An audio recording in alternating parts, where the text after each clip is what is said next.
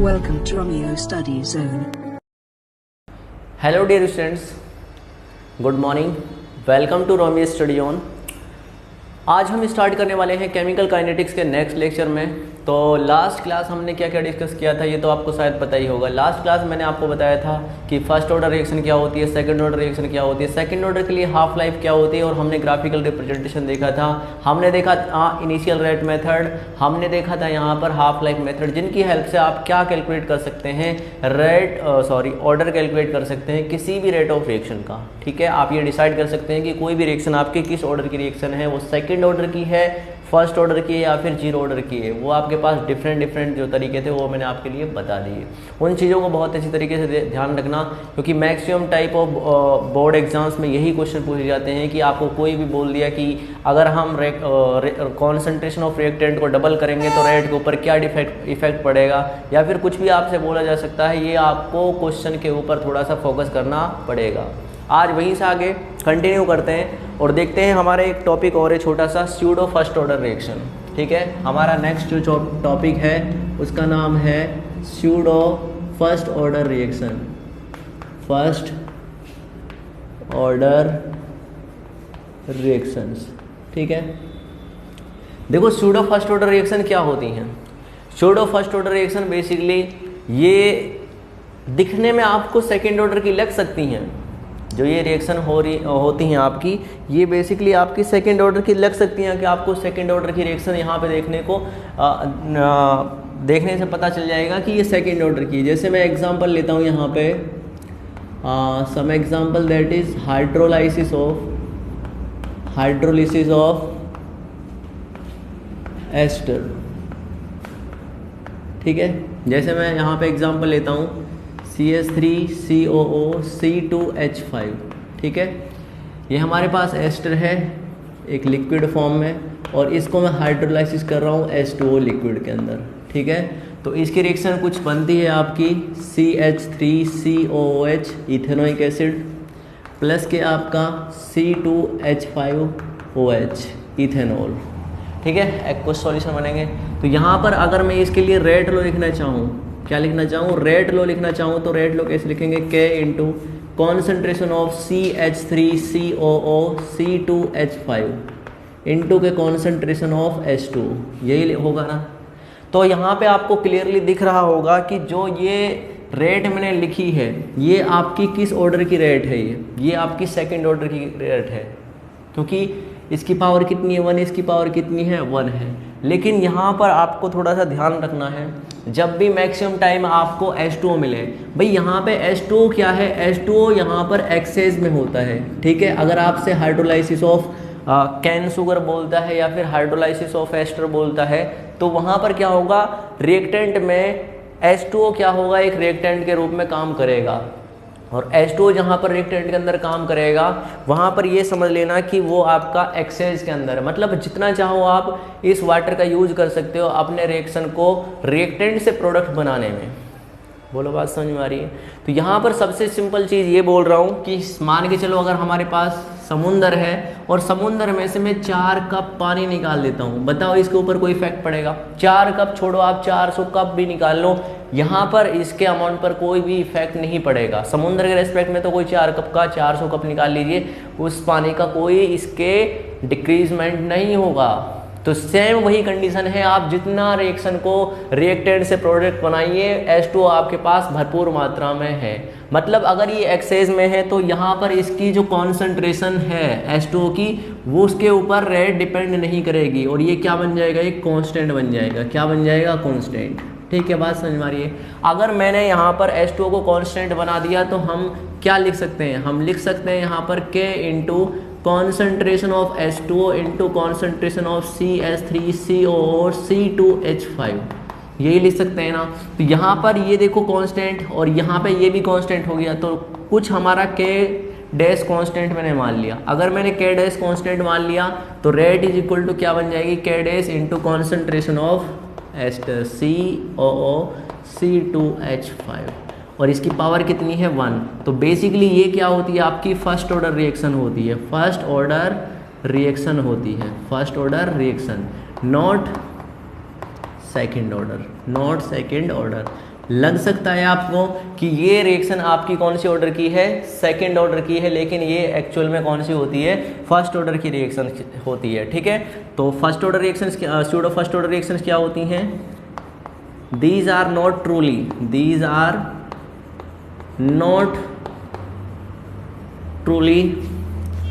First order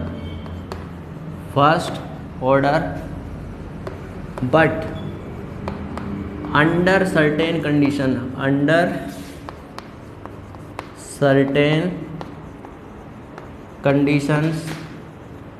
become reaction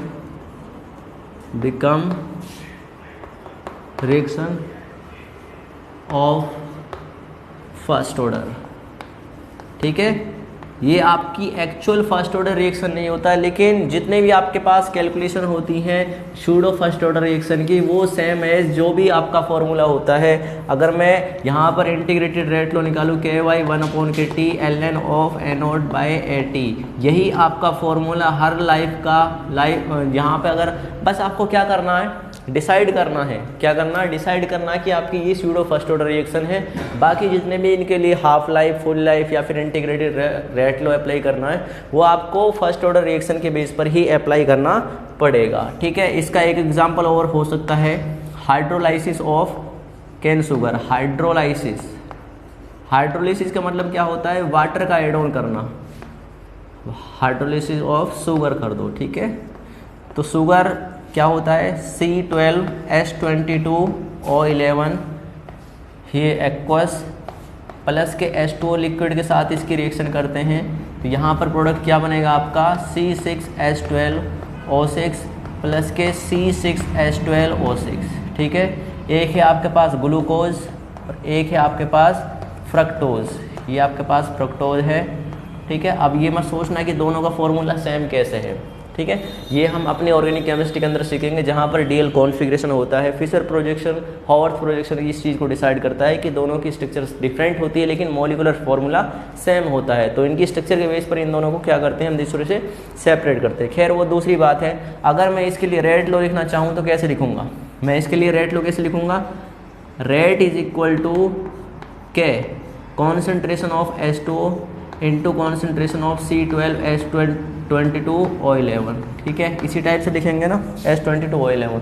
यहाँ पर ये एक नया कांस्टेंट बन जाएगा, तो हमारे पास रेट इज इक्वल टू क्या बन जाएगी? K डैश इंटू C12H22 और ये O11। बिल्कुल बात समझ में आई? तो ये होती है हमारे पास सूडो फर्स्ट ऑर्डर रिएक्शन। कौन सी होती है? Pseudo first order reaction. तो मैं यहाँ पे सिंपल बोलूँगा, the concentration of water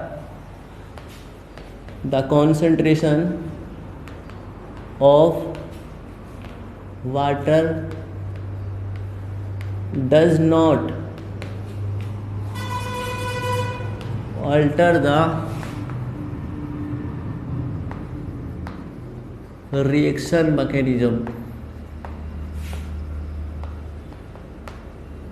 mechanism and the concentration of water is constant due to excess in a chemical reaction। ठीक है, ये हमारे पास क्या हो गया? इसका थोड़ा सा स्टेटमेंट हो गया। तो यहाँ पर इसको हम क्या लेते हैं? यहाँ पर कांस्टेंट लेते हैं। क्या लेते हैं? कांस्टेंट। किसकी कॉन्सेंट्रेशन को? इसकी कॉन्सेंट्रेशन को। तो hydrolysis of ester, hydrolysis of sugar, ये दो ही एग्जांपल आपके लिए सफिशिएंट है। बाकी अब हम नेक्स्ट प्रोसीड कर रहे हैं और अब देख रहे जा रहे हैं अपनी एक नया टॉपिक है जिसको हम बोलते हैं कोलिजन थ्योरी। क्या बोलते हैं? Collision theory. ठीक है, कोलिजन थ्योरी, कोलिजन थ्योरी। ठीक है, एक्चुअली ये कोलिजन थ्योरी क्या कहती है?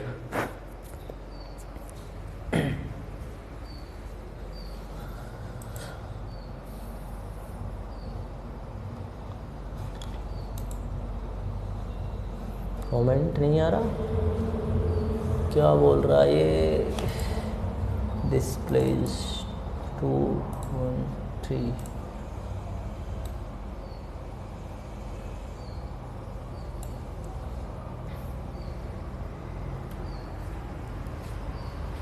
देखो अपनी कॉलिजन थ्योरी क्या कहती है। देखो ये तो मैंने स्टार्टिंग से आपको बताया था कि भाई हमारे पास रिएक्टेंट से प्रोडक्ट बनते हैं, बनते नहीं बनते हैं, तो जो मतलब आपस में क्या करते हैं, रिएक्टेंट के जो मॉलिक्यूल्स होते हैं आपस में कोलाइड करते हैं, और कोलाइड करने के बाद में क्या करते हैं, वो क्या करते हैं, रिएक्टेंट से प्रोडक्ट बनाते हैं। क्या बनाते हैं, रिएक्टेंट से प्रोडक्ट बनाते हैं। तो वही अब हम सीखने जा रहे हैं। देखो कॉलिजन थ्योरी होती क्या है। कॉलिजन थ्योरी मान के चलो हमारे पास कोई एक H2 प्लस के I2 हमारे पास एक प्रोडक्ट बना रहा है 2HI, ठीक है, हाइड्रोजन आयोडाइड हमारे पास एक प्रोडक्ट बना रहा है। तो एक्चुअली में होता क्या है, एक्चुअली में होता ये है कि जो यहाँ पर रिएक्टेंट के जो मॉलिक्यूल्स होते हैं, जैसे रिएक्टेंट कौन है, यहाँ पर H2 है और दूसरा कौन सा I2, ये एक दूसरे को अप्रोच करते हैं, मतलब एक दूसरे को कोलाइड करते हैं, अप्रोच करते हैं एक दूसरे के टुवर्ड्स, और यहाँ पर क्या करते हैं, कोलिजन शो करते हैं। क्या करते हैं, कोलिजन शो करते हैं। लेकिन कोलिजन मान के चलो यहाँ पर हुई आपकी 500 कोलिजन्स हुई। सोचना बड़े ध्यान से, बहुत सारी कोलिजन्स होती हैं। जब रिएक्टेंट से प्रोडक्ट बनता है तो वहाँ पर बहुत सारी कोलिजन होती हैं। जब रिएक्टेंट मॉलिक्यूल एक दूसरे के अप्रोच करते हैं तो बहुत सारी कोलिजन शो होती हैं, लेकिन उनमें से कुछ ही ऐसी कोलिजन होती हैं जो रिएक्टेंट से प्रोडक्ट फॉर्म करने में कैपेबल होती हैं। उन्हीं कोलिजन्स को हम क्या बोलते हैं, यहाँ पर इफेक्टिव कोलिजन बोलते हैं। क्या बोलते हैं, इफेक्टिव कोलिजन्स, ठीक है। तो इफेक्टिव कोलिजन्स क्या होती हैं, ऐसी कोलिजन जो रिएक्टेंट से प्रोडक्ट्स शो करती हैं, उन्हें क्या बोलते हैं, इफेक्टिव कोलिजन बोलते हैं। बोलो बात समझ में आ रही है, ठीक है। तो ये हमने आपके लिए बता दिया है कि हमारा जो अगर रिएक्टेंट से प्रोडक्ट बनना है तो वहाँ पर इफेक्टिव कोलिजन शो होनी ज़रूरी है। क्या होनी ज़रूरी है, हाँ, इफेक्टिव कोलिजन शो होनी ज़रूरी है। ये हमारी कौन कहती है, काइनेटिक थ्योरी ऑफ गैसेस, कैटीजी कहती है। कैटीजी को आप फिजिक्स में पढ़ते हो, केमिस्ट्री के 11th में पढ़ते हो, गैसीय स्टेट में, ठीक है। ये क्या कहती है, अकॉर्डिंग टू कैटीजी। कैटीजी बोले तो काइनेटिक थ्योरी ऑफ गैसेस। यहाँ पर जो रिएक्टेंट मॉलिक्यूल होते हैं, reactant molecules consider as solid rigid sphere, solid rigid sphere, rigid sphere होते हैं। क्या होते हैं, ये सॉलिड रिजिड स्फीयर होते हैं। ये हमारी कैटीजी कहती है। तो ये एक दूसरे को अप्रोच करते हैं, बहुत सारी कोलिजन होती हैं, लेकिन उनमें से कुछ ऐसी कोलिजन होती हैं जो रिएक्टेंट से प्रोडक्ट बनाती हैं, तो उन्हें क्या बोलते हैं, हम इफेक्टिव कोलिजन बोलते हैं। क्या बोलते हैं, इफेक्टिव कोलिजन बोलते हैं। तो यहाँ पर मैं सिंपल अपने स्टेटमेंट थ्योरेटिकल में लिख देता हूँ कि क्या होता है according to this theory, according to this theory, according to this theory, according to this theory, in order to form product, in order to form product, the reactant molecules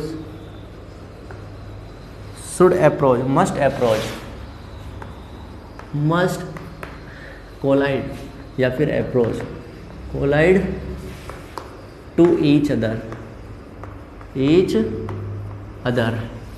not all collisions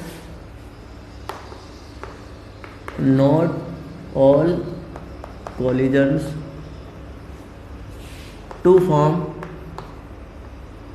product from, कहाँ से, reactant से। कहाँ से भाई, reactant से, ठीक है। जब भी यहाँ पर कोलिजन प्रोडक्ट नहीं बनाती है, प्रोडक्ट फॉर्मेशन पे नहीं काम में आती है। Only a few collisions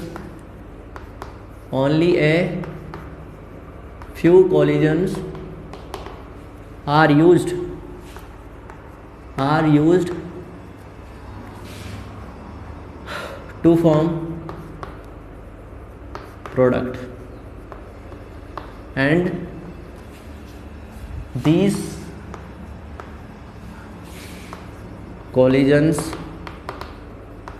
are called, क्या बोलते हैं भाई उन्हें? Effective collision. क्या बोलते हैं? इफेक्टिव कोलिजन बोलते हैं, इफेक्टिव कोलिजन। ये हमारा इफेक्टिव कोलिजन होता है। ठीक है, समझ भाई बात। अब हमारे पास किसी भी कोलिजन का इफेक्टिव होने के लिए हमारे पास दो क्या होते हैं? फैक्टर रेस्पॉन्सिबल होते हैं। ठीक है, there are two factors, there are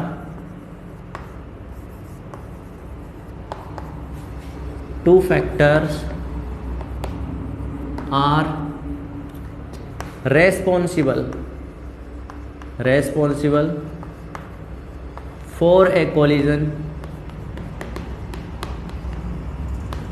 to be effective। किसी भी रिएक्शन के अंदर अगर कोलिजन हो रही है, उस कोलिजन को इफेक्टिव बनाने के लिए हमारे पास दो क्या होते हैं? हमारे पास दो फैक्टर रेस्पॉन्सिबल होते हैं। पहला होता है आपका एनर्जी फैक्टर। क्या होता है? एनर्जी फैक्टर, जो आपके लिए बहुत बहुत ज़्यादा इम्पोर्टेंट है, एनर्जी डायग्राम होगा। और दूसरा है इसका ओरिएंटेशन फैक्टर। ओरिएंटेशन फैक्टर, हमारे पास दो फैक्टर हैं, एक आपका एनर्जी फैक्टर, दूसरा कौन सा है? Orientation factor. ठीक है, कॉपी कीजिए, फिर हम आगे बढ़ाएंगे क्योंकि मुझे स्पेस चाहिए एनर्जी फैक्टर से। कॉपी ना हो।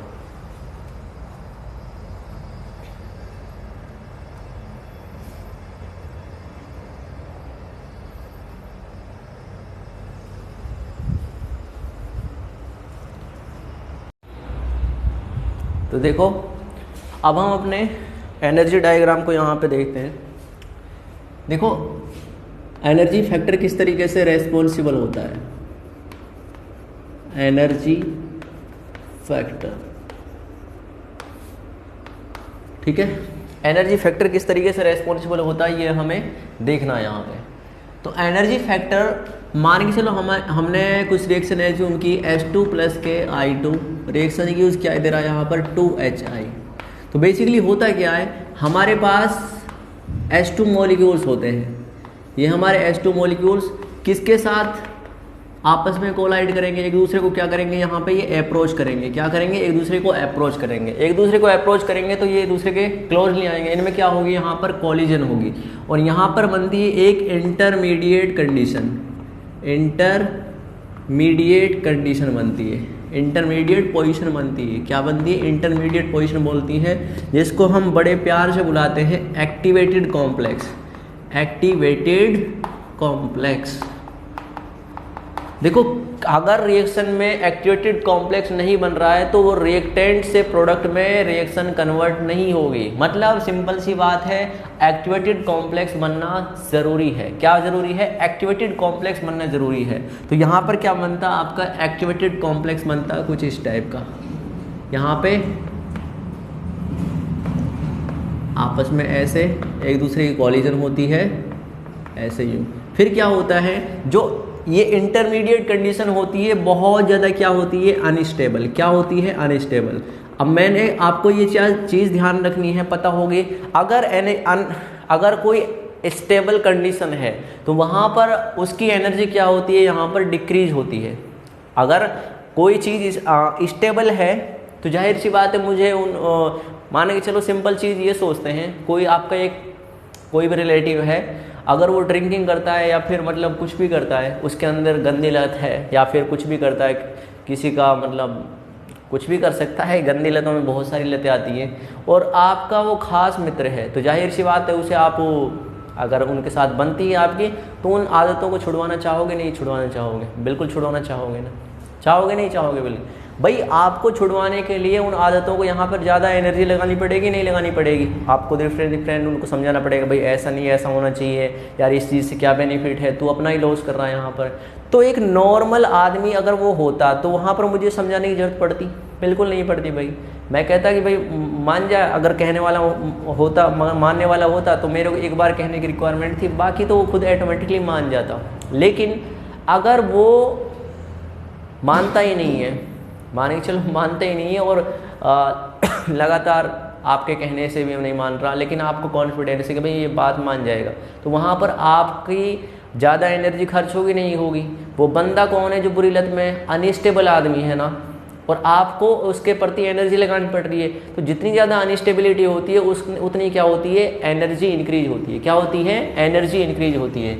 इसी टाइप से यहाँ पर भी क्या होती है, एनर्जी इंक्रीज होती है, किसमें, इंटरमीडिएट पोजीशन में, मतलब ये अनस्टेबल कंडीशन है तो सिंपल चीज़। उसके बाद क्या होता है, एक दूसरे को सेपरेट करना चाहते हैं तो यहाँ से ये सेपरेट हो जाते हैं और हमारे पास क्या मिल जाते हैं, 2 H2I molecule, sorry HI molecules हमारे पास मिल जाते हैं, H और ये I।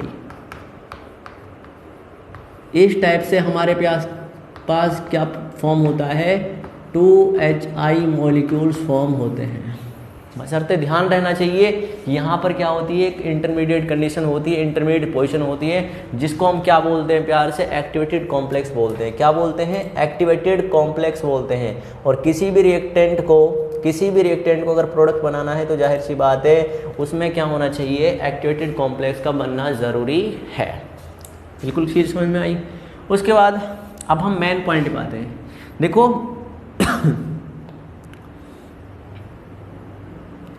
अब मैं डायग्राम यहाँ पे रिप्रेजेंट कर रहा हूँ, बड़े ध्यान से देखना, ठीक है। इधर की साइड है हमारे पास energy of reactant molecule, energy of reactant molecule, ठीक है। इधर की साइड ये हमारे पास एनर्जी ऑफ रिएक्टेंट मॉलिक्यूल है। इधर की साइड हमारा है कितनी रिएक्शन प्रोग्रेस हो चुकी है, ठीक है, कितनी रिएक्शन प्रोग्रेस हो चुकी है, ये हमारा इधर का डायग्राम बताएगा, ठीक है भाई। बिल्कुल। दूसरी चीज़, एक चीज़ हमेशा ध्यान रखना, जब रिएक्टेंट से प्रोडक्ट बनाते होते हैं तो स्टार्टिंग में जब वो इस कॉलिजन प्रोसेस को करते नहीं हैं तो रिएक्टेंट की कुछ ना कुछ तो एनर्जी होती है। मतलब उनकी एनर्जी ऐसी नहीं होती कि बिल्कुल मरे हुए होते हैं वो, मतलब मैं ये बोल रहा हूँ कि वो 0 पॉइंट से स्टार्ट नहीं होते, उनकी कुछ ना कुछ एनर्जी होती है ना। इसीलिए हमें किसी भी रिएक्टेंट को फास्ट करने के लिए कैटलिस्ट की रिक्वायरमेंट पड़ती है। डिफरेंट तरीके की क्यों रिक्वायरमेंट पड़ती है, इसलिए तो रिक्वायरमेंट पड़ती है ताकि वहाँ पर उनकी खुद की भी एनर्जी होती है नहीं होती है भाई माने कि चलो मैंने 10 दिन खाना नहीं खाया तो ऐसा थोड़ी नहीं है मेरा शरीर बिल्कुल काम करना बंद कर देगा, मैं जिंदा नहीं रहूँगा। 10 दिन तो बहुत ज़्यादा होते हैं, 3 दिन सोच के चलते हैं, 3 दिन मैंने कुछ भी नहीं खाया तो क्या होगा भाई, मैं थोड़ी नहीं क्रिकेट खेलने चला जाऊंगा, नहीं जाऊंगा ना, लेकिन मेरे अंदर एनर्जी तो रहेगी ना, लेकिन एनर्जी इतनी नहीं होगी कि वो मैं अपना वर्कआउट भी कर सकूं। बिल्कुल समझ में आ रही है। तो रिएक्टेंट मॉलिक्यूल की अपने पास भी क्या होती है, कुछ एनर्जी होती है। क्या होती है, कुछ मान के चलो यहाँ पे क्या होती है, रिएक्टेंट की क्या होती है, एनर्जी ऑफ रिएक्टेंट होती है। क्या होती है, एनर्जी ऑफ रिएक्टेंट होती है। जैसे जैसे यहाँ पर एनर्जी कॉलिजन होता है, क्या होता है, कॉलिजन होता है, तो यहाँ पर आपका इंटरमीडिएट पोजीशन बनती है। क्या बनती है, इंटरमीडिएट पोजीशन। और जो ये वाली पोजीशन है, एक बार पीक पर पहुँचने पर ये वाली पोजीशन है, ये वाली एक बार यहाँ पर इसे पोजीशन को क्या बोलते हैं, हम क्या बोलते हैं, एक्टिवेटेड कॉम्प्लेक्स। क्या बोलते हैं, इसको यहाँ से इरेज करता हूँ थोड़ा सा, एक्टिवेटेड कॉम्प्लेक्स, ठीक है। अब ये एक्टिवेटेड कॉम्प्लेक्स क्यों बना है, क्योंकि यहाँ पर अनस्टेबिलिटी हुई है। और अनस्टेबिलिटी में मैंने बताया था कि जितनी ज़्यादा आपकी एक्टिवेटेड कॉम्प्लेक्स बनेगा उतनी ही ज़्यादा रिएक्शन क्या होगी, अनस्टेबल होगी। और अनस्टेबल होगी तो रिएक्टेंट मॉलिक्यूल की यहाँ पर एनर्जी इंक्रीज होगी। तो एक बार ये पीक पोजीशन पर पहुँच चुका है, बस आपको क्या करना है, किसी भी रिएक्शन को अगर रिएक्टेंट से प्रोडक्ट बनाना है तो जाहिर सी बात है 2 ही चीज़ें आपको करनी है। एक बार यहाँ पर आपको एक्टिवेटेड कॉम्प्लेक्स बनाना है। एक्टिवेटेड कॉम्प्लेक्स बनाने के बाद में आपका काम खत्म। आपको फिर देखना है कि इसका डायग्राम कहाँ गिरता है, ठीक है। 2 ही कंडीशन है, या तो इसका जो डायग्राम है वो एनर्जी ऑफ रिएक्टेंट से ऊपर रहेगा, या फिर दूसरी कंडीशन क्या हो सकती है, यहाँ पर जो एनर्जी डायग्राम है वो आपका क्या बनेगा, जो एनर्जी ऑफ प्रोडक्ट है वो क्या बनेगा, यहाँ पर या तो ऊपर बनेगा इससे या फिर नीचे बनेगा। आप जाहिर तौर से देख सकते हो यहाँ पे आ रहा है और ये यहाँ पे आ रहा है। तो देखो यहाँ पे क्या है, ये एनर्जी ऑफ प्रोडक्ट है। अगर यहाँ से देखूँ मैं तो यहाँ इसके नीचे आ रहा है बिल्कुल, ये वैसे तो मैंने ड्रॉ कर दिया लेकिन एक्चुअल में ये कहाँ पे आ रहा है, ये नीचे आ रहा है बिल्कुल, ये आ रहा नहीं आ रहा बिल्कुल। तो यहाँ पर 2 कंडीशन है, कितनी कंडीशन है? 2 कंडीशन है। पहली कंडीशन है आपका एक्टिवेटेड कॉम्प्लेक्स बनना ज़रूरी है। दूसरी चीज़ आप जानते हैं डेल्टा एच क्या होता है? नेगेटिव, और नेगेटिव में क्या होता है? एक्सोथर्मिक, मतलब हीट बाहर निकलती है। अगर हीट बाहर निकलती है तो वो एक्सोथर्मिक रिएक्शन होगी, और अगर वो एक्सोथर्मिक रिएक्शन होगी तो डेल्टा एच क्या आना चाहिए? नेगेटिव आना चाहिए। क्या आना चाहिए? नेगेटिव आना चाहिए। जाहिर सी बात है यहाँ पर आपका एनर्जी ऑफ प्रोडक्ट क्या होना चाहिए? एनर्जी ऑफ रिएक्टेंट से ज़्यादा होना चाहिए। एनर्जी ऑफ रिएक्टेंट से ज़्यादा होना चाहिए। ठीक है, किस वाले में? एनर्जी ऑफ प्रोडक्ट, सॉरी रुको एक सेकेंड, हाँ डेल्टा एच, सॉरी हमारा होता है डेल्टा एच। डेल्टा एच होता हमारे पास एनर्जी ऑफ प्रोडक्ट माइनस के एनर्जी ऑफ रिएक्टेंट होता है। अब ये बताओ एनर्जी ऑफ प्रोडक्ट अगर मेरे लिए नेगेटिव आ रहा है, क्या आ रहा है? क्या आ रहा भाई? एनर्जी ऑफ प्रोडक्ट यहाँ पर ज़्यादा है और ये कम है, तो डेल्टा एच कैसा आएगा? पॉजिटिव। अगर डेल्टा एच पॉजिटिव आता है तो ये क्या बनता है आपका? एंडोथर्मिक। लेकिन अगर एनर्जी ऑफ प्रोडक्ट लेस है एनर्जी ऑफ रिएक्टेंट से, तो ये समझ के चलना कि यहाँ पर कौन सी रिएक्शन होगी? वो एक्सोथर्मिक रिएक्शन होगी। ठीक है, अगर यहाँ पर डेल्टा एच मेरे को क्या लाना है? यहाँ पर पॉजिटिव लाना है। क्या लाना है? पॉजिटिव लाना है। तो ई पी माइनस के ई आर यहाँ पे कैसा होना चाहिए? पॉजिटिव होना चाहिए। अगर पॉजिटिव होना है तो एनर्जी ऑफ प्रोडक्ट क्या होना चाहिए? एनर्जी ऑफ रिएक्टेंट से ज़्यादा होना ज़रूरी है। ठीक है, ये आपके पास 2 कंडीशन है। बिल्कुल समझ में आई? फिर समझा देता हूँ एक बार। हमने यहाँ पर एनर्जी ऑफ रिएक्टेंट मॉलिक्यूल की कुछ ना कुछ तो एनर्जी होती है। अगर इसकी एनर्जी होती है तो यहाँ पर क्या होता है? इसकी अनस्टेबिलिटी भी होती है। अगर अनस्टेबिलिटी ज़्यादा होती है तो इसको स्टेबल करने के लिए हमें क्या करना पड़ेगा? एनर्जी देनी पड़ेगी। एक बार आपका एक्टिवेटेड कॉम्प्लेक्स बन गया, अगर मेरे को एक्सोथर्मिक रिएक्शन बनानी है, एक्सोथर्मिक रिएक्शन है आपकी, उसमें हीट बाहर निकलती है, तो आपका एनर्जी ऑफ प्रोडक्ट ज़्यादा होना चाहिए एनर्जी ऑफ रिएक्टेंट से। ठीक है, एनर्जी ऑफ प्रोडक्ट ज़्यादा होनी चाहिए, सॉरी उल्टा बोल गया, एनर्जी ऑफ प्रोडक्ट कम होनी चाहिए, एनर्जी ऑफ रिएक्टेंट ज़्यादा होनी चाहिए। वहीं पर अगर आपको एक्सोथर्मिक रिएक्शन एंडोथर्मिक रिएक्शन बनानी है, ये कौन से वाले का है? Endothermic reaction. Endothermic reaction, endo मतलब भीतर, एक्सो मतलब बाहर, हीट बाहर निकल रही है, इसमें भीतर एब्जॉर्ब होती है। ठीक है, इसमें क्या होती है? रिलीज होती है। ठीक है भाई सॉरी, तो यहाँ पर एनर्जी ऑफ प्रोडक्ट ज़्यादा होना चाहिए एनर्जी ऑफ रिएक्टेंट से, क्योंकि मेरे को पता है डेल्टा एच क्या होता है आपका? EP माइनस के ER। तो EP बशर्ते आपका क्या होना चाहिए? ज़्यादा होना चाहिए इन केस ऑफ एंडोथर्मिक। बिल्कुल समझ में आया आपको? अब हम आगे बढ़ते हैं। अब हम देख रहे हैं इस टाइप के लिए हमारे पास टाइप है। अब हमारे पास टाइप है, पहला टाइप लेके चल रहे हैं हम फॉर एंडोथर्मिक। ठीक है, कोई हमारे पास एंडोथर्मिक रिएक्शन है। एंडोथर्मिक रिएक्शन के लिए हमारा एनर्जी डायग्राम कैसे बनेगा? बड़े ध्यान से देखिएगा।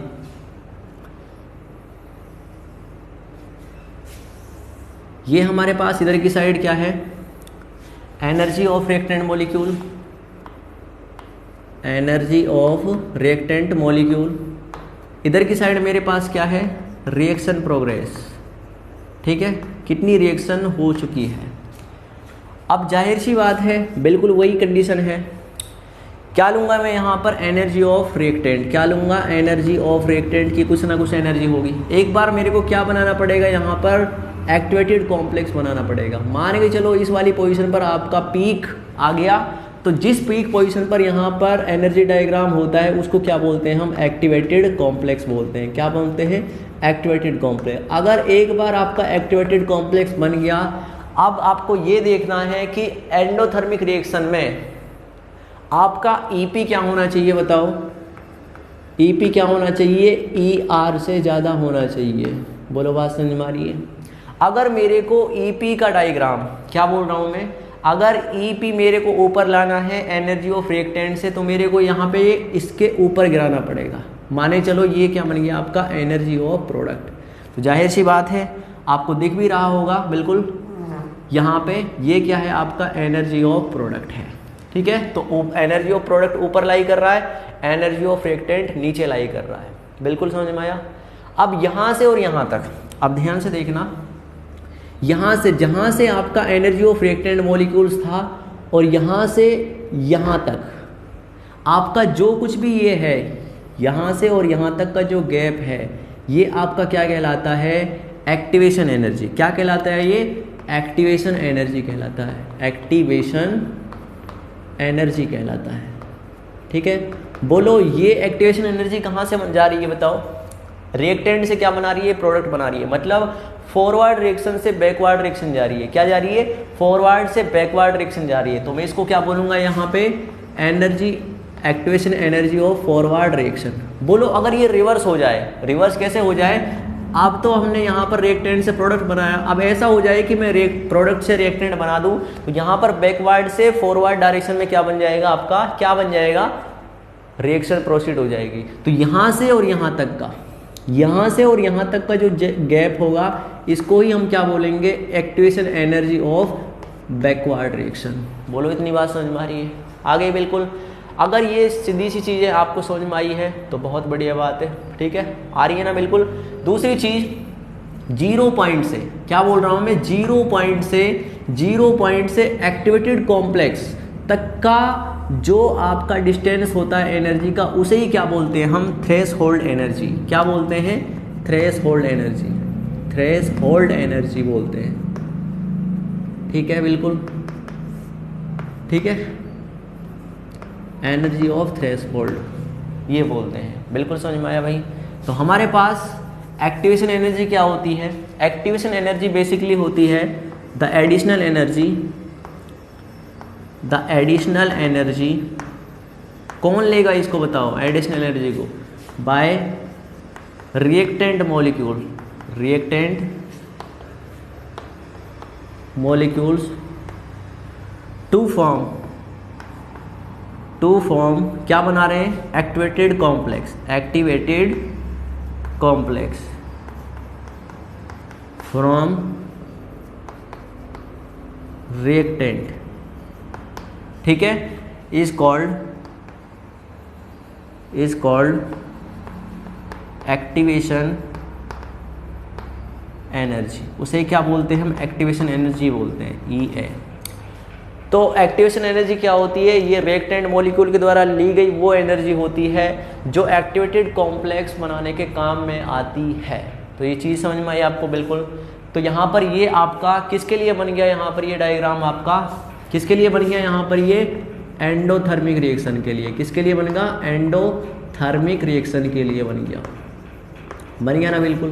दूसरी चीज़, अब देखो यहाँ पर यह आपका एनर्जी ऑफ प्रोडक्ट है, यहाँ से और यहाँ तक है ना? सॉरी,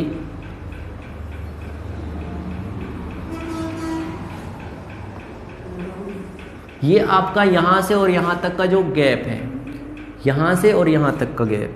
ठीक है, यहाँ से और यही जो यहाँ तक का जो गैप है, ये क्या दे रहा हमें बताओ?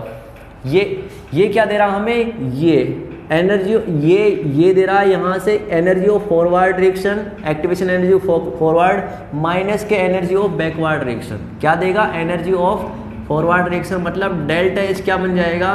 Energy of forward reaction minus के activation energy of backward reaction. अब बताओ यहाँ पर डेल्टा एच कैसा आना चाहिए? पॉजिटिव आना चाहिए। तो मैं ये भी बोल सकता हूँ कि ये प्रोडक्ट है और ये क्या है? आपका रिएक्टेंट है। क्या है? ये आपका प्रोडक्ट है और ये क्या है? आपका रिएक्टेंट है। तो मैं बोल सकता हूँ यहाँ पे delta H is equal to क्या बन जाएगा? एनर्जी ऑफ प्रोडक्ट माइनस के एनर्जी ऑफ रिएक्टेंट। वो क्यों? क्योंकि मेरे को पता है एनर्जी ऑफ प्रोडक्ट क्या है? ज़्यादा है एनर्जी ऑफ रिएक्टेंट से।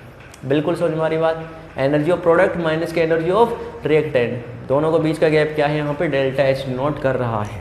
अगर ये सीधी सी चीज़ें आपको समझ में आई हैं तो यही हमारा डायग्रामेटिक रिप्रेजेंटेशन होता है। किसका? आपका एंडोथर्मिक रिएक्शन का। किसका होता है? एंडोथर्मिक रिएक्शन का। बिल्कुल समझ में आया? तो ये फ्लो चार्ट आपके काफ़ी काम आएगा। इसमें कौन सी चीज़ें आपको ध्यान रखनी है? एक तो एक्टिवेटेड कॉम्प्लेक्स बनना जरूरी है। यहाँ पर डेल्टा एच कैसा रहेगा? पॉजिटिव, क्योंकि हमारा एंडोथर्मिक रिएक्शन में डेल्टा एच पॉजिटिव होता है। अगर मेरे को डेल्टा एच पॉजिटिव लेके आना है तो यहाँ पर एनर्जी ऑफ प्रोडक्ट यहाँ पे ज़्यादा होना चाहिए एनर्जी ऑफ रिएक्टेंट से। ये चीज़ समझ में आई है, कॉपी कीजिए। फिर हम आगे बढ़ते हैं और देखते हैं अपना next, that is exothermic reaction.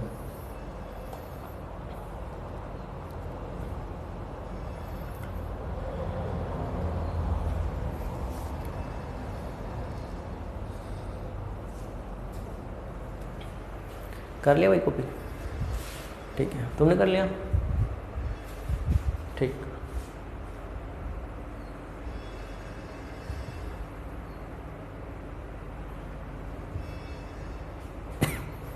नहीं, वो नहीं करना अभी। ठीक।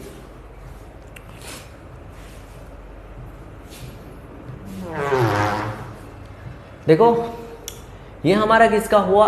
एंडोथर्मिक रिएक्शन का। अगर मैं यहाँ पर अपना बी पॉइंट डाल के अब मैं यहाँ पर आपके लिए किसके लिए दर्शा रहा हूँ, यहाँ पे एक्सोथर्मिक रिएक्शन के लिए, फॉर एक्सोथर्मिक एक्सोथर्मिक रिएक्शन के लिए बिल्कुल वही कंडीशन है। बस इस वाली कंडीशन में मेरे को क्या ध्यान रखना है कि यहाँ पर एनर्जी ऑफ प्रोडक्ट कम रहना चाहिए एनर्जी ऑफ रिएक्टेंट मॉलिक्यूल से, तभी आपका क्या आएगा? एंथैल्पी चेंज, मतलब डेल्टा एच। डेल्टा एच कैसा आएगा? नेगेटिव। क्या बोलते हैं इसको? एंथैल्पी चेंज बोलते हैं। अगेन मेरा डायग्राम किस किस के बीच में बनेगा? हाँ, किस किस के बीच में बनेगा? रिएक्शन कितनी प्रोसीड हो गई है और किस किस के बीच में? दूसरा आपका एनर्जी के बीच में, एनर्जी। ठीक है, तो अब हम ग्राफ प्लॉट करना स्टार्ट करते हैं। यहाँ पर वही कंडीशन है हमारा, यहाँ पर एनर्जी ऑफ क्या होना चाहिए? रिएक्टेंट। यहाँ पर एनर्जी ऑफ मेरा क्या है? Reactant. Energy of reactant molecule से मेरे को क्या बनाना है? यहाँ पर एक्टिवेटेड कॉम्प्लेक्स। क्या बनाना है? Activated complex. ये हमारे पास क्या बन चुका है? Activated complex. Activated complex. अब आपको ये ध्यान रखना है कि यहाँ पर एनर्जी ऑफ रिएक्टेंट क्या होना चाहिए? ज़्यादा होना चाहिए। तो यहाँ पर एनर्जी ऑफ रिएक्टेंट से नीचे मेरे को क्या गिराना है? यहाँ पर एनर्जी ऑफ प्रोडक्ट वाला ग्राफ स्लोप मेरे को यहाँ पे गिरानी है।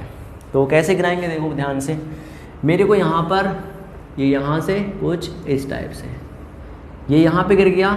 ये क्या आ गया? आपका एनर्जी ऑफ प्रोडक्ट। अगर आप इसे आप यहाँ पे देखोगे तो यहाँ पर आपका ये कहाँ जा रहा है? यहाँ पे जा रहा है, यहाँ पे। ये क्या है? आपका एनर्जी ऑफ प्रोडक्ट है।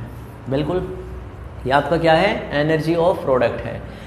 सिंस जो यहाँ पे टर्मिनोलॉजी यहाँ पे यूज की थी मैंने, सेम वही यहाँ पे भी यूज करता हूँ। यहाँ से और यहाँ तक का, यहाँ से और यहाँ तक का जो ये एनर्जी बोलते हैं, इसको क्या बोलते हैं? Activation energy of forward reaction बोलते हैं। नहीं बोलते हैं? बिल्कुल भाई, बोलते हैं ना। यहाँ से और यहाँ तक का क्या बनेगा? ये यहाँ से और यहाँ तक का, क्योंकि ये पीक पोजीशन है। इस पीक पोजीशन से जीरो लेवल तक, ये सॉरी एनर्जी ऑफ प्रोडक्ट तक का, ये क्या है? आपकी activation energy of backward reaction. बोलो है। यहाँ से और यहाँ तक, क्या बोल रहा हूँ मैं? यहाँ से और यहाँ तक की जो एनर्जी है उसे क्या बोलते हैं हम? Threshold energy. थ्रेशहोल्ड एनर्जी बोलते नहीं बोलते हैं। जीरो पॉइंट से लेकर एक्टिवेटेड कॉम्प्लेक्स तक जो आपकी एनर्जी होती है उसे कौन सी एनर्जी बोलते हैं? थ्रेशहोल्ड एनर्जी बोलते हैं। सिंस अब मेरे को क्या डिसाइड करना है? यहाँ पर क्या डिसाइड करना है भाई? यहाँ से और यहाँ तक का, यहाँ से और यहाँ तक का। बोलो, यहाँ से और यहाँ तक का, ये वाला, ये वाला, यहाँ से और यहाँ तक का, जो मैं यहाँ से और यहाँ तक का जो मैं ये मेजर कर रहा हूँ, ये क्या चीज़ है? यही तो है आपका डेल्टा एच। और ये डेल्टा एच कैसा है आपका? नेगेटिव। और ये नेगेटिव कब आएगा आपका? जब ई ए फॉरवर्ड माइनस के ई ए ऑफ बैकवर्ड, मतलब यहाँ पे बैकवर्ड का ज़्यादा आ रहा है और फॉरवर्ड का क्या आ रहा है? कम आ रहा है। देखो, फॉरवर्ड का इतना, बैकवर्ड का इतना, तो ये जाहिर सी बात है नेगेटिव वैल्यू आएगी यहाँ पे डेल्टा एच। आएगी नहीं आएगी? इसी को बोलते हैं हम एंथैल्पी चेंज। क्या बोलते हैं? डेल्टा एच को एंथैल्पी चेंज बोलते हैं। ठीक है, एंथैल्पी चेंज। ठीक है, वहीं पर हम डेल्टा एच क्या बोल सकते हैं यहाँ पर? नेगेटिव, नेगेटिव है ना। और ये क्या होगा आपका? Energy of product is less than, sorry greater than, sorry energy of reactant is greater than energy of product. वहीं पर ई पी माइनस के ई आर कैसी वैल्यू देगा हमें? नेगेटिव वैल्यू देगा। अगर ये नेगेटिव दे रहा है तो एक्सोथर्मिक रिएक्शन बनेगी। बिल्कुल, ये हमारा क्या हुआ, दो फैक्टर, एक पहला फैक्टर हो गया एक्सोथर्मिक और एंडोथर्मिक रिएक्शन का लिए। जनरली आपको ग्राफ रीड करना आना चाहिए। कॉपी कीजिए।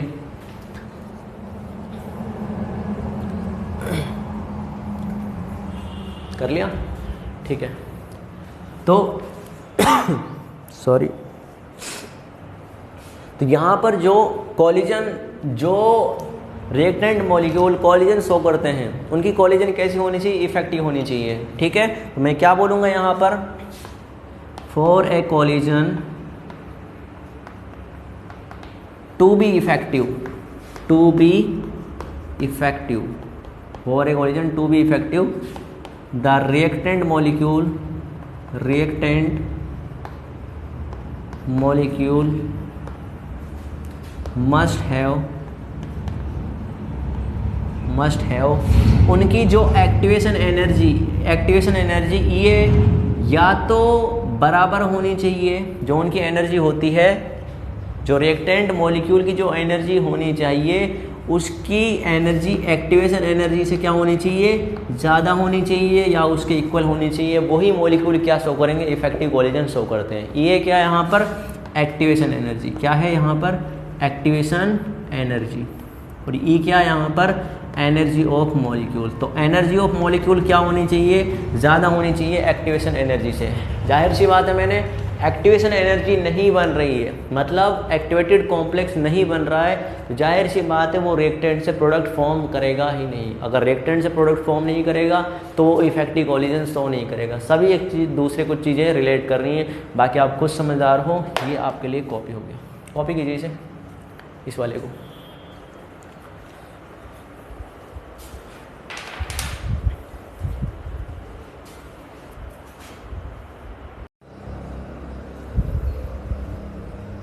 तो देखो, हमने एनर्जी फैक्टर पढ़ लिया है। एनर्जी फैक्टर में हमने क्या पढ़ा, हमने ये पढ़ा कि exothermic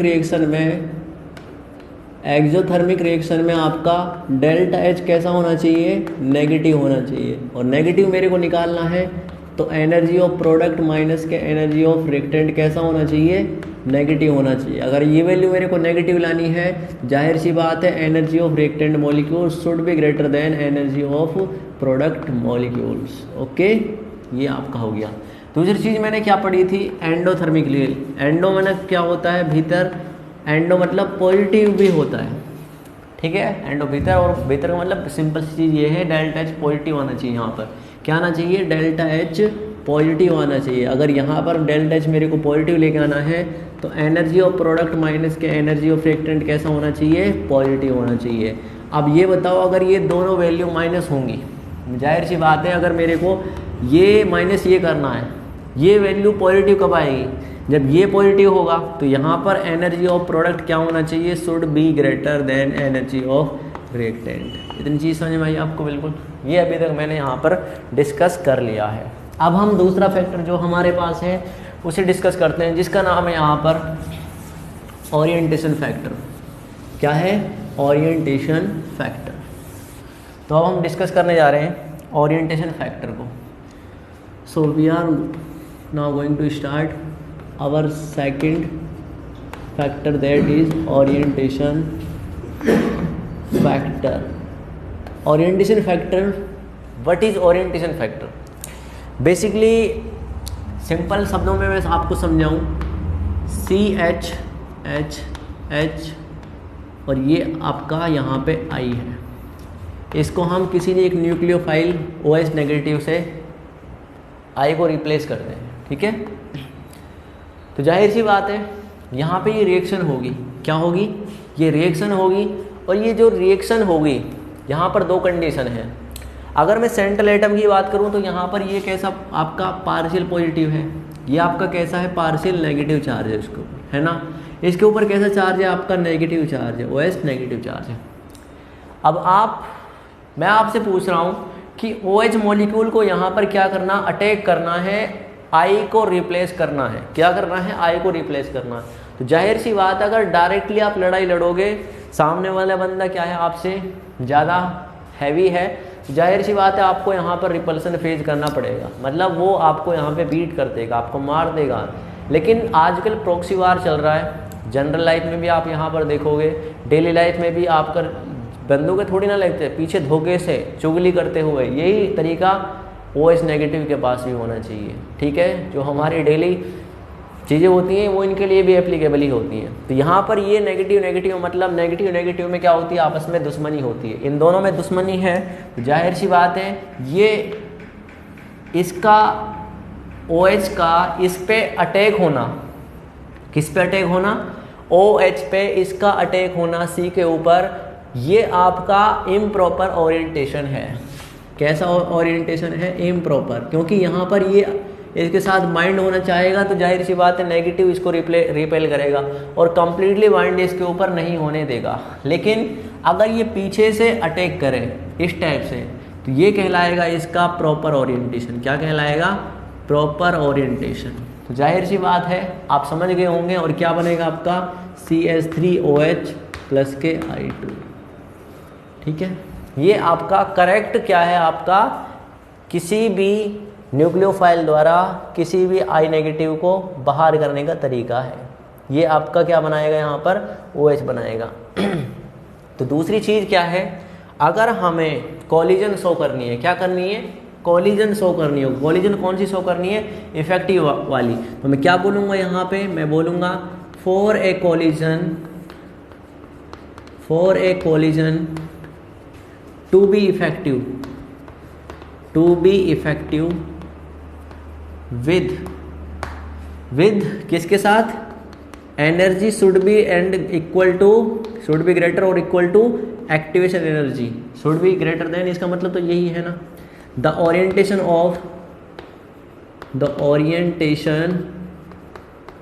of colliding molecules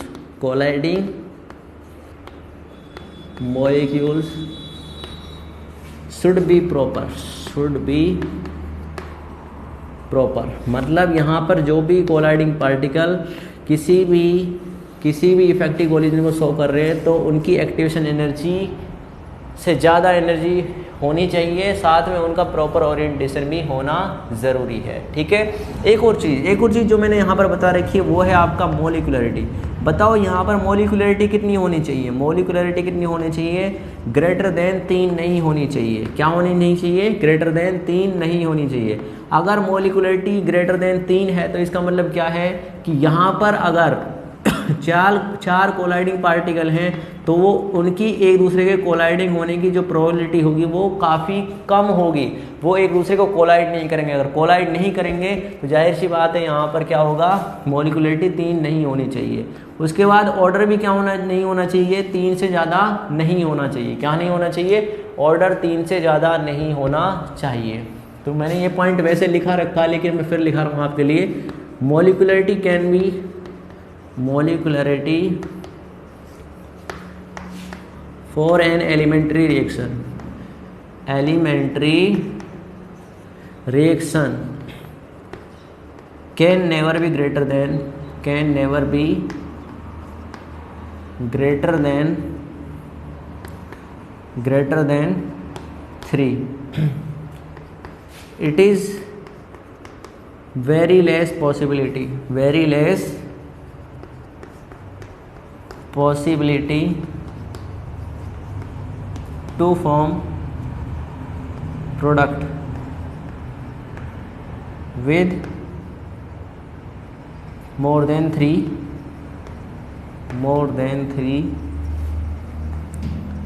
colliding particles। ठीक है, तो ये चीज़ क्या है, आपका मोलिकुलरिटी क्या होनी चाहिए, ग्रेटर देन 3 नहीं होनी चाहिए। अगर वो ग्रेटर देन 3 है तो वो आपकी रिएक्शन नहीं होगी, या फिर क्या बोलेंगे उसे हम, वो एक से ज़्यादा कॉम्प्लेक्स रिएक्शन बना रही होगी। बिल्कुल समझ में आई। ये होता है हमारे पास ओरिएंटेशन फैक्टर।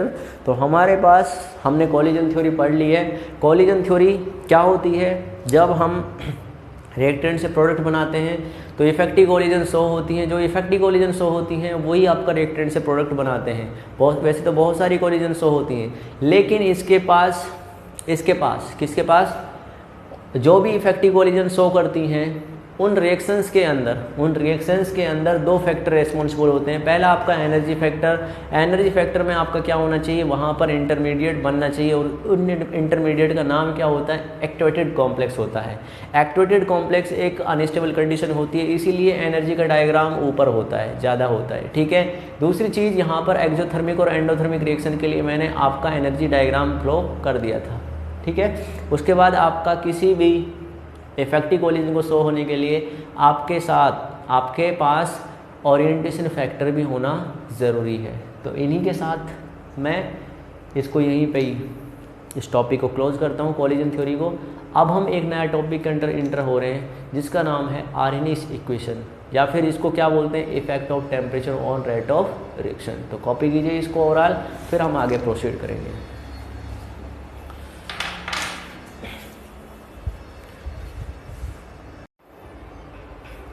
तो देखो, अब हम अपने नेक्स्ट टॉपिक के अंदर एंटर कर रहे हैं जिसका नाम है आर्हेनियस इक्वेशन। क्या है, आर्हेनियस इक्वेशन, ठीक है। वैसे बोलते क्या है इसे, साइंटिस्ट कोई भी आपकी स्टडी होती है, कोई भी आपका नया रूल बनता है तो उसके पीछे अपना नाम घुसेड़ने में माहिर होते हैं। तो माहिर हो भी क्यों ना, वो मेहनत इसीलिए करते हैं अपना नाम कमाने के लिए। दुनिया में हर कोई बंदा अपना नाम कमाने के लिए कुछ ना कुछ करता रहता है, तो यही चीज़ साइंटिस्ट के लिए भी एप्लीकेबल है, ठीक है।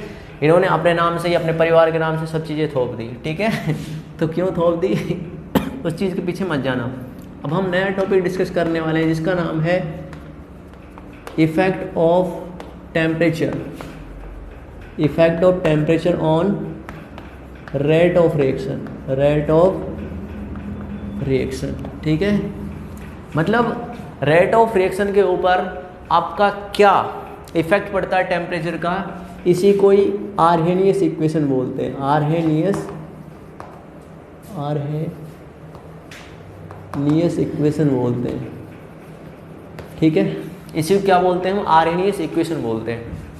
तो जाहिर सी बात है, हाँ, अगर हम किसी रिएक्शन का रेट लो लिखते हैं तो क्या करते हैं, K इंटू कॉन्सेंट्रेशन की पावर क्या लिखते हैं, N लिखते हैं, नहीं लिखते ना भाई। K क्या होता है यहाँ पर, रेट कांस्टेंट। क्या होता है, रेट कांस्टेंट होता है। क्या होता है भाई, रेट कांस्टेंट ही होता है ना, रेट कांस्टेंट। जब इनिशियली ये सब कुछ चल रहा था स्टार्टिंग से ही हम रेट लो पढ़ते आ रहे हैं, क्या होता है, रेट कांस्टेंट होता है। रेट लो हमने लिखना सिखा दिया, लॉ ऑफ मास एक्शन से हमने ये सब कुछ सीखा था। तो अंत में कहानी ये स्टार्ट हुई कि आर्हेनियस नाम का एक साइंटिस्ट था, उसने ये सोचना स्टार्ट कर दिया कि भाई इन्होंने कांस्टेंट इस रिएक्शन के अंदर, रेट लो के अंदर लिया, तो लिया ही क्यों। और आपने देखा भी होगा, किसी चीज़ को कांस्टेंट साइंटिस्ट जब मानते थे अपने नाम से ही कांस्टेंट दे दिया। जैसे हेनरी लॉ था, हेनरी ने अपना हेनरी कांस्टेंट दे दिया। क्यों दे दिया, क्योंकि या तो उस चीज़ के पीछे वो डिस्कवरी नहीं करना चाहते, या फिर उन चीज़ों को कांस्टेंट रखते हुए वो अपनी जो डिस्कवरी होती है किसी भी टॉपिक के बियॉन्ड, उसको आगे वो करना चाहते हैं। समझ में आ रही है बात। तो साइंटिस्ट एक आर्हेनियस था जिसने रेट लो के पीछे हाथ धो के पीछे पड़ गए। जो अपना क्या था ना, रेट कांस्टेंट, इसने सोच लिया कि भाई ये क्या चीज़ है, ये आखिर कांस्टेंट लिया तो लिया क्या। अब इसने अपना बीच का पंगा घुसेड़ दिया।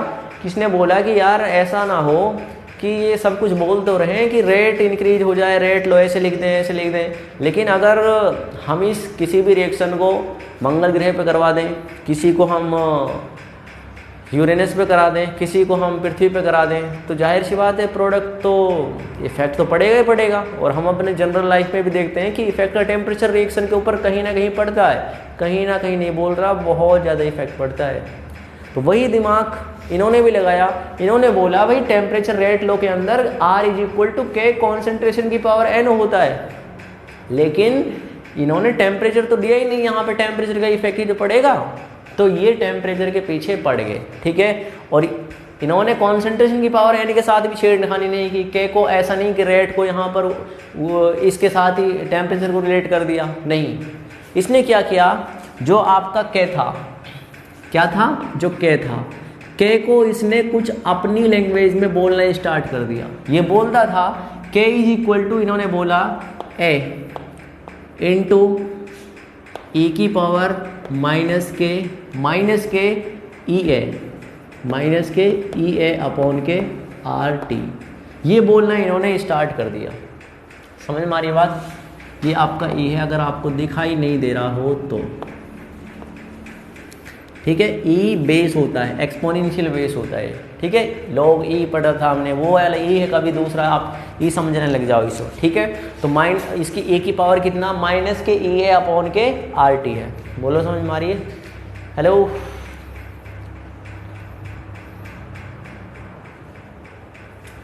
तो देखो यहाँ पर के को इसने ऐसा मान लिया, कैसा मान लिया, ए। अब जो यहाँ पर के था वो आप जानते हैं क्या है, रेट कांस्टेंट है भाई, ये तो हम शुरू से ही पढ़ते आ रहे हैं, इसको तो शायद बोलेंगे ही नहीं हम। के क्या होता है, रेट कांस्टेंट होता है।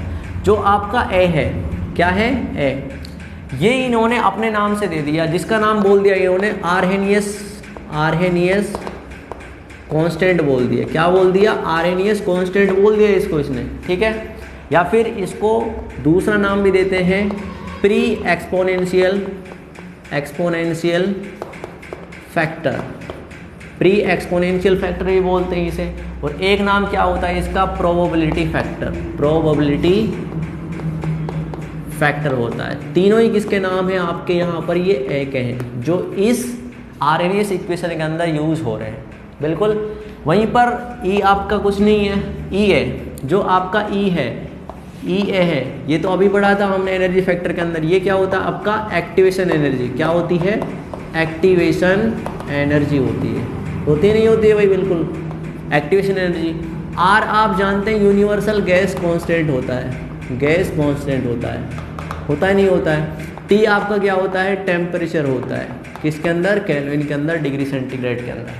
बोलो बात समझ में आ रही है? ये होता है आपकी आरएनएस इक्वेशन, जो ये वाली है, ठीक है। ये इन्होंने बोला था। अब इसको थोड़ा सा और ज़्यादा इलॉबरेट भी करेंगे हम, लेकिन क्या है, इसने बोल दिया k इज इक्वल टू, अब हमें थोड़ा सा अपना दिमाग भी तो लगाना है। अब भाई कोई डिस्कवरी कर दी तो उसके बाद उस चीज़ का यहाँ पे मॉडिफिकेशन किया जाता है। तो बाद के साइंटिस्टों ने क्या कर दिया, इसका मॉडिफिकेशन कर दिया लॉग वोग लगा के, ठीक है। लॉग एक श्रृंगार की तरह होता है, जो इर्रेलेवेंट जो चीज़ें घुस जाती हैं उनको हटाना, या फिर कैलकुलेशन को ईजी बनाने के लिए कुछ ऐसी शब्दावली का प्रयोग करना, मैथमेटिकल टूल्स का प्रयोग करना, जो उनको सजा के रखता है, या फिर जिससे हमें आंसर मिल सके, बिल्कुल।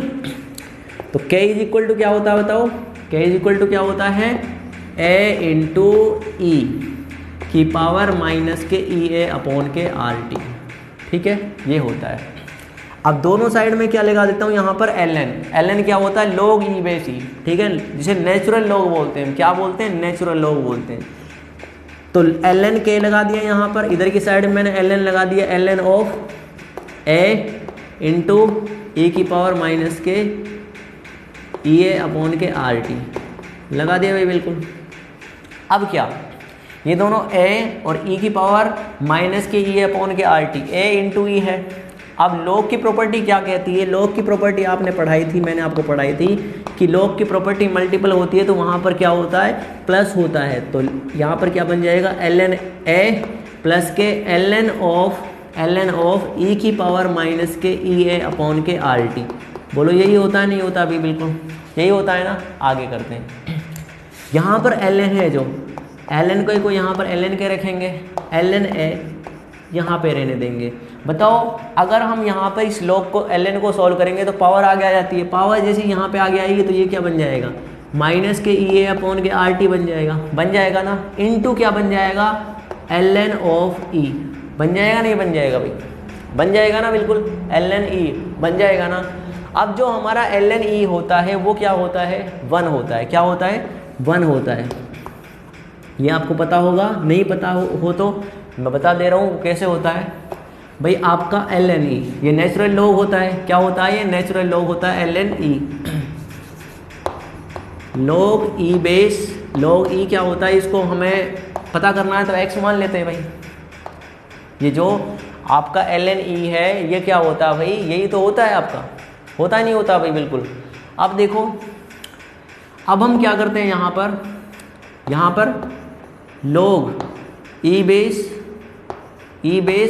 e तो होता है ये, अगर हमारा ये e बेस e तो होता है ये, होता है ना, बिल्कुल इसी को नेचुरल लॉग बोलते हैं हम। इज इक्वल टू क्या है आपका x है। जैसे ही लॉग को मैंने यहाँ पे डंडी मारी, डंडी मारने के बाद में जो इसको चरणों में बैठा हुआ है ये कहाँ चला जाएगा, इसके चरणों में। जैसे ही यहाँ पे इसके चरणों में चला जाएगा तो a की पावर 1 इज इक्वल टू क्या बन जाएगा, क्या बन जाएगा भाई, a की पावर x बन जाएगा। तो यहाँ पे e से e कैंसिल हो गया, x की पावर वैल्यू कितनी आ गई, 1 आ गई, और x यहाँ पे कितना हो गया, 1 हो गया। ये चीज़ समझ में आया आपको, ln e 1 होता है। वैसे स्टेटमेंट आपको डायरेक्टली ध्यान रखना है, log 10 बेस 10 और log e बेस e कितना होता है आपका, 1 होता है। ये शायद मैंने वहाँ पर लिखाया भी था, नहीं लिखाया तो अब थोड़ा सा ध्यान रखना, ये आपको पता होगा बिल्कुल। तो हमारे पास जो हमारे पास फाइनल बनेगा वो क्या बनेगा, ln k is equal to ln of a minus के ई ए अपॉन के आर टी। ठीक है, क्या मैं t को यहाँ पे ऐसे लिख दूँ, इंटू के 1 अपॉन के t, बोलो एक ही बात है। ये जो चीज़ आई हमारे पास, इसी को भी बोलते हैं हम आरहेनियस इक्वेशन। क्या बोलते हैं, आरहेनियस इक्वेशन बोलते हैं। बोलो बात समझ में आ रही है, ठीक है। ये हमारे पास ये आ चुका है, तो ये हमारा क्या है आपका आरहेनियस इक्वेशन आया है, ये वाला। अब दूसरी चीज़, मैं इसको थोड़ा सा और ज़्यादा मॉडिफाई करता हूँ। बताओ मैं ln को किस में कन्वर्ट कर सकता हूँ, ln को कन्वर्ट कर सकता हूँ मैं किसके अंदर, log के अंदर। और log का बेस कौन सा, 10, log 10 ऑफ के कितना एड ऑन कर दूंगा, बताओ कितने मल्टीप्लाई कर दूंगा, 2.303 लगा दूंगा, आगे लगा दिया। इज इक्वल टू क्या बन जाएगा, 2.303 log 10 बेस कितना a हो जाएगा। उसके बाद माइनस के ई ए अपॉन के r इंटू 1 अपॉन के t लगा दिया। उसके बाद क्या बन जाएगा, log of k is equal to log of a minus के ई ए अपॉन के 2.303 r इंटू 1/t, ठीक है, इंटू 1/t। ये हमारे पास log की फॉर्म में आ चुका है। किसकी फॉर्म में आ चुका है, log की फॉर्म में आ चुका है क्या, आरहेनियस इक्वेशन। तो फाइनली आपको ये ध्यान रखना है, ध्यान रखोगे ना। ये हमारा कौन सा वाला आया है, ये ln के बेस पर, और ये log की फॉर्म में। कौन सा इक्वेशन, आरहेनियस इक्वेशन। अब जो आरहेनियस इक्वेशन है, इसके लिए जाहिर सी बात आपको ग्राफ भी प्लॉट करना आना चाहिए। अगर मैं ग्राफ यहाँ पे प्लॉट करूँगा तो ग्राफ आप सीख चुके होंगे बहुत सारे, मैंने यहाँ पे ग्राफ कंसीडर करने बता दिया, आपको ग्राफ प्लॉट करने बता दिए। तो इसका भी ग्राफ आप खुद ही बना सकते हैं। बताओ मैं इसके लिए ग्राफ कैसे बनाऊँगा।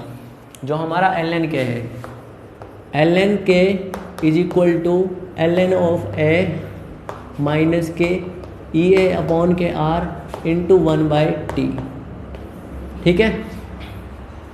1/t क्या होगा यहाँ पे, 1/t क्या होगा, चेंज होगा टेम्परेचर। भाई टेम्परेचर चेंज होगा तो रेट के ऊपर क्या डिपेंड करेगा, तो ये वेरिएबल हो जाएगा।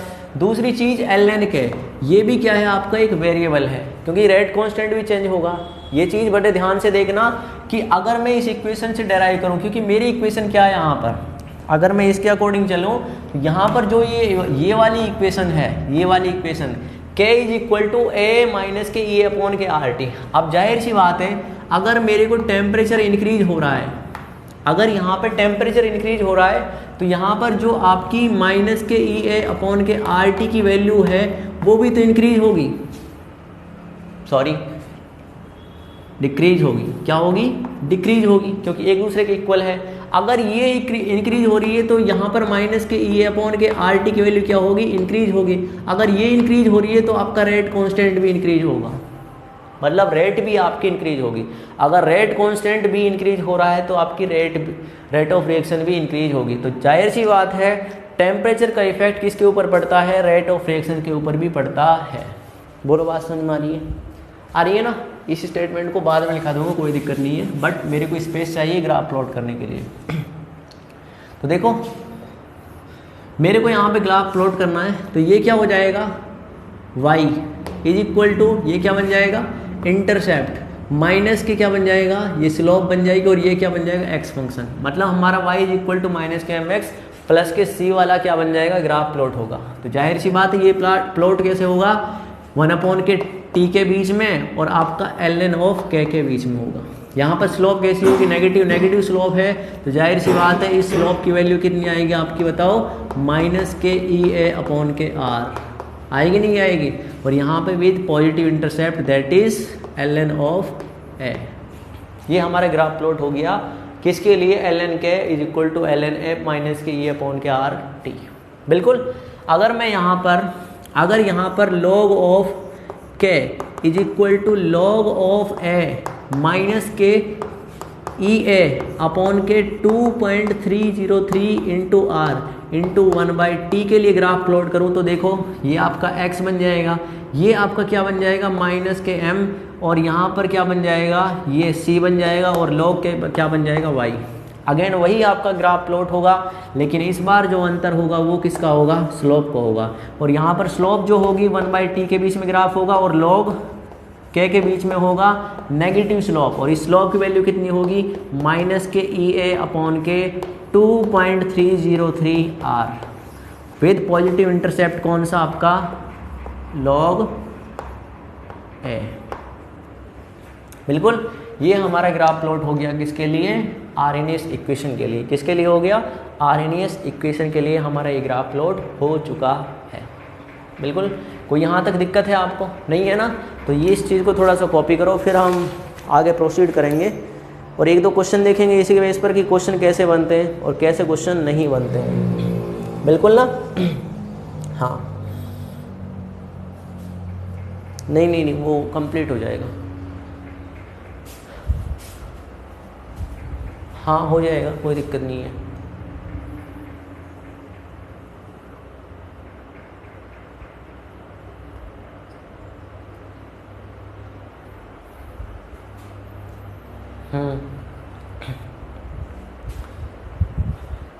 ठीक है, कॉपी कर लिया आपने, ठीक है। तो फाइनली हमने क्या सीखा, आरएनएस इक्वेशन में हमारे पास 2 इक्वेशन निकल के आई। आरएनएस इक्वेशन में हमने सीखा कि K इज इक्वल टू क्या होता है हमारे पास, A इंटू ई की पावर माइनस के एक्टिवेशन एनर्जी अपॉन के RT होता है। ठीक है, अब हमें ये देखना है कि अगर यहाँ पे टेम्परेचर इंक्रीज होता है, क्या होता है, टेम्परेचर इंक्रीज होता है, तो जाहिर सी बात है जो ई ए अपॉन के RT है, क्या है, ई ए अपॉन के RT की वैल्यू है, किसकी वैल्यू है, ई ए अपॉन के RT की वैल्यू है, वो क्या होगी, डिक्रीज होगी। क्या होगी, डिक्रीज होगी। अगर ई ए वैल्यू डिक्रीज होगी तो माइनस के ई ए अपॉन के RT की वैल्यू क्या होगी, इंक्रीज होगी। अगर ई ए RT की वैल्यू इंक्रीज होगी तो किसकी वैल्यू इंक्रीज होगी, यहाँ पर बताओ, K की वैल्यू इंक्रीज होगी, होगी नहीं होगी। अगर यहाँ पर K की वैल्यू इंक्रीज हो रही है तो आपकी रेट की भी इंक्रीज होगी, क्योंकि रेट क्या होती है, K इंटू कॉन्सेंट्रेशन की पावर n। तो यहाँ पर क्या लिखेंगे हम यहाँ पे लिखेंगे on increasing temperature, on increasing temperature. अगर हम टेम्परेचर इंक्रीज करते हैं, द रेट कांस्टेंट